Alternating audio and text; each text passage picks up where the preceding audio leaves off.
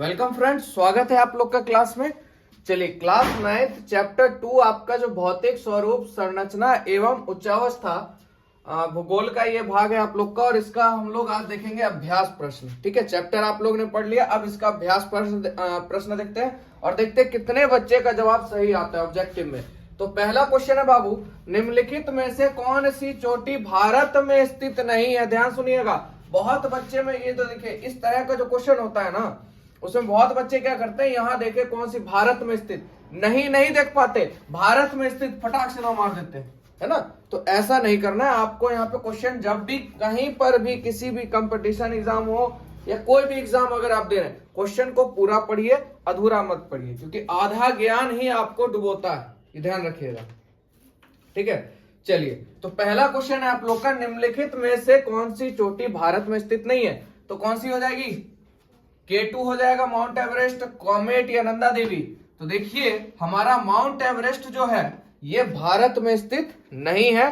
K2 जिसको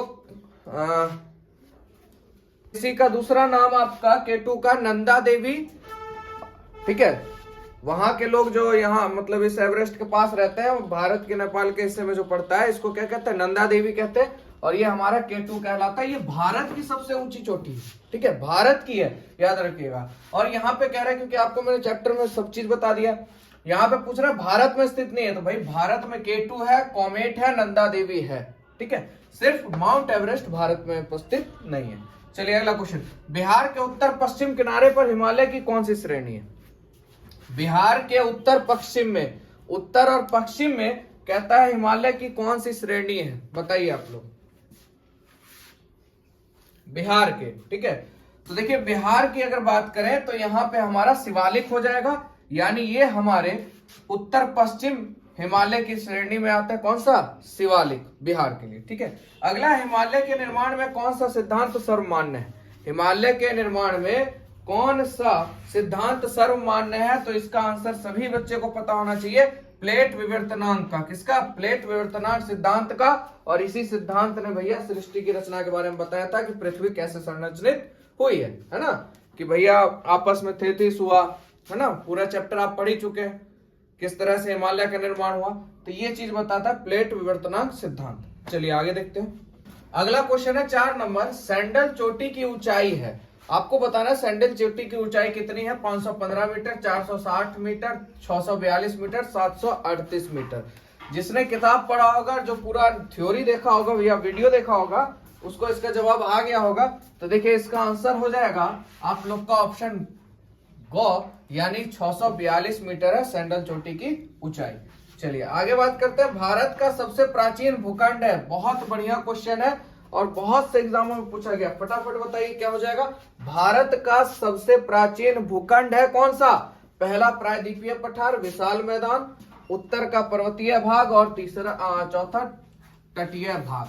तो देखिए इसका आंसर हो जाएगा ऑप्शन नंबर क, यानी प्रायद्वीपीय पठार। भारत का सबसे प्राचीन भूखंड कहिए या पठार कहिए तो क्या हो जाएगा?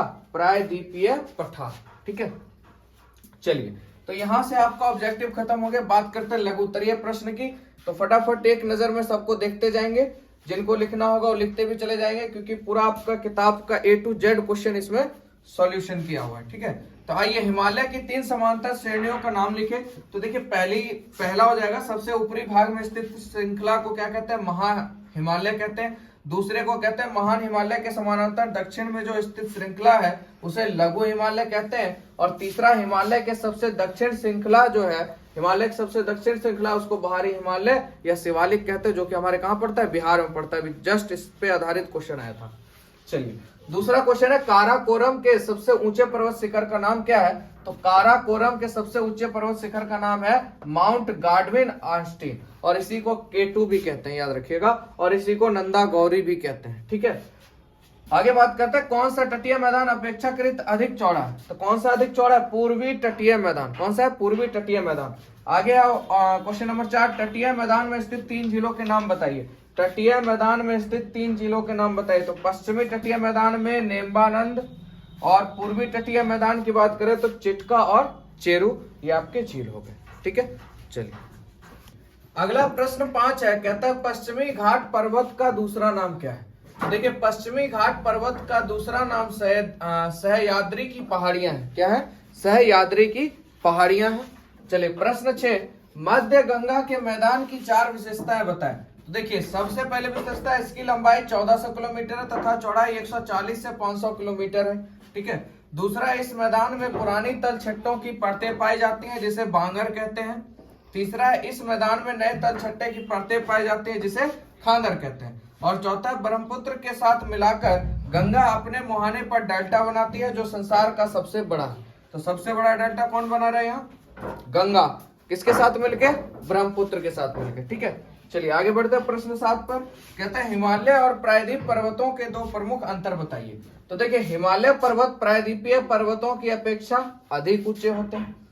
हिमालय पर्वत प्रायद्वीपीय पर्वतों की अपेक्षा अधिक लंबे होते हैं, ऊंचे भी होते हैं और लंबे भी होते हैं। चलिए प्रश्न 8, खांदर तथा बांगर किसे कहते हैं? तो देखिए खांदर किसे कहते हैं? तो नम कछारी भाग जो निचले मैदान है, ठीक है, और वहां बाढ़ का जल प्रतिवर्ष पहुंचकर नई मिट्टी परत जमा कर देता है, उसे क्या कहते हैं? खांदर कहते हैं। ठीक है। और बांगर आपका हो गया गंगा के मैदान में जहां नदियों द्वारा पुरानी मिट्टी के ऊंचे मैदान बन गए हैं, वहां नदियों के बाढ़ का जल नहीं पहुंच पाता है, उसे क्या कहते हैं? बांगर कहते हैं। इस दोनों के बारे में डिटेल मैंने आपको थ्योरी में करवा रखा है। चलिए तो ये आपका प्रश्न था। चलते हैं अगले प्रश्न पर।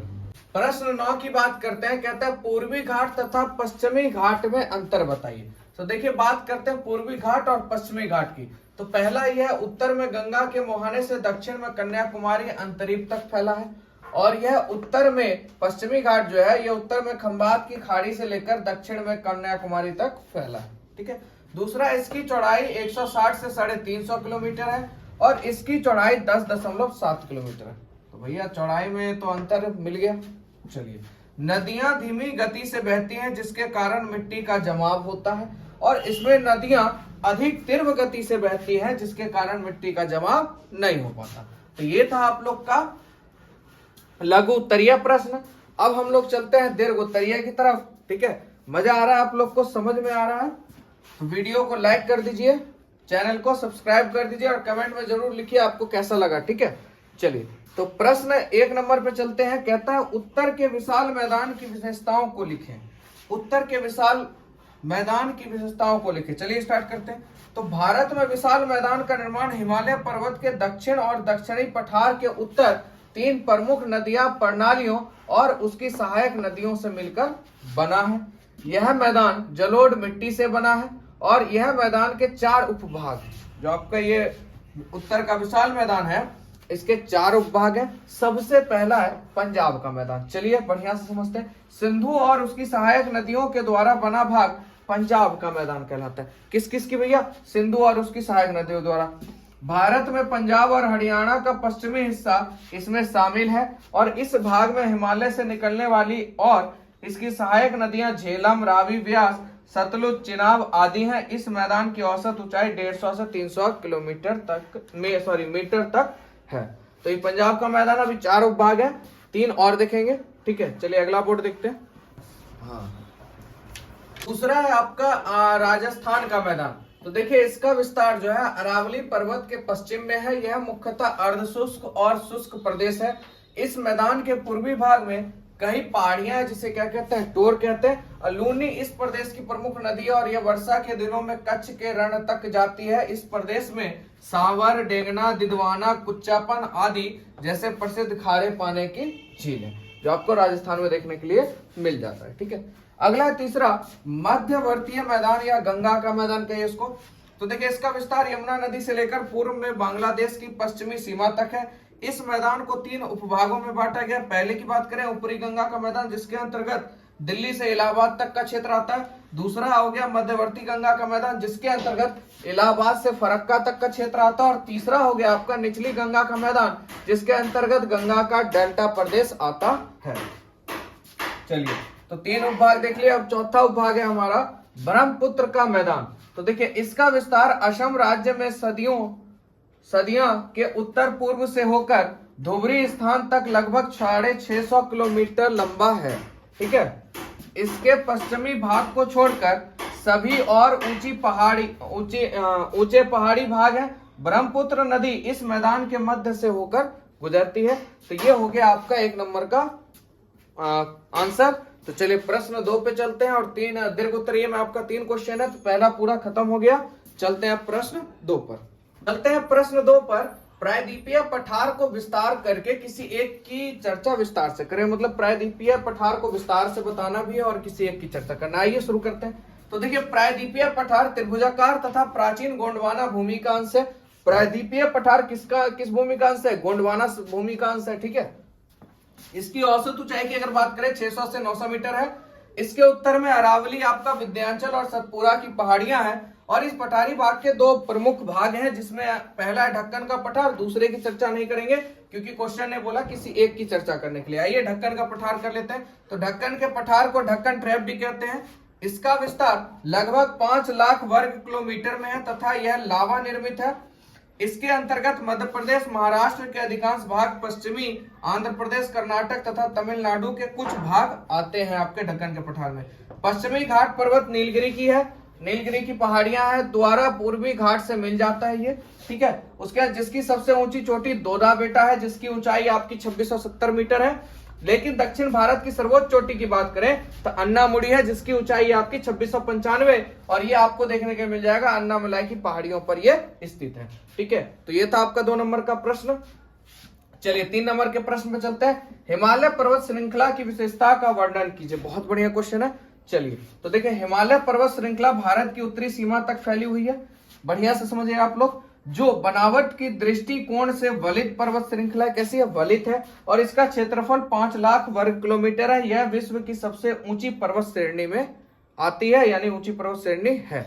चलिए और भी है इसका, देख लेते हैं अगले बोर्ड में। चलिए उसके बाद कहता है सबसे उत्तरीय भाग में स्थित श्रृंखला को हिमाद्री कहते हैं, ठीक है। इसकी औसत ऊंचाई आपकी 6100 मीटर है और इसके शिखर सर्वाधिक ऊंचे हैं। जो आपका हिमाद्री के पर्वत है ये काफी ऊंचे हैं और इसका ऊपरी भाग हमेशा बर्फ से ढका रहता है। जम्मू कश्मीर के उत्तर में कुछ अन्य श्रेणियां भी हैं, जिसमें जास्कर पर्वत श्रेणी तथा काराकोरम पर्वत श्रेणी, ठीक है। काराकोरम पर्वत श्रेणी को ट्रांस हिमालय भी कहते हैं और भारत का सबसे ऊंचा तथा विश्व का सबसे ऊंचा पर्वत है। काराकोरम आपका भारत का सबसे ऊंचा तथा विश्व का दूसरा सबसे ऊंचा पर्वत है। इसे गांडविन आइस्टीन अथवा गौरीनंदा भी कहते हैं, गौरीनंदा भी कहते हैं। देखिए यही आपका काराकोरम हो गया, K2 इसको कहते हैं। यही काराकोरम को गांडविन आइस्टीन कहते हैं और इसी को गौरीनंदा भी कहते हैं, ठीक है। 3 नाम आपने सुना, K2, काराकोरम 2 हो गया, गौरीनंदा 3 और गांडविन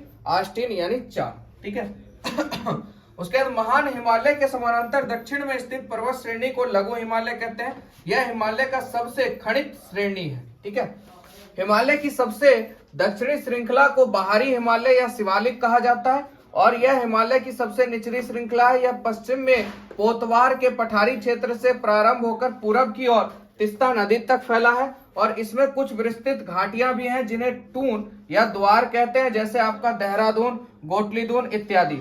बिहार में लगभग 856 वर्ग किलोमीटर क्षेत्र में इसका विस्तार है, जिन्हें सोमेश्वर की पहाड़ियां भी कहते हैं। तो ये था आपका हिमालय का विस्तार।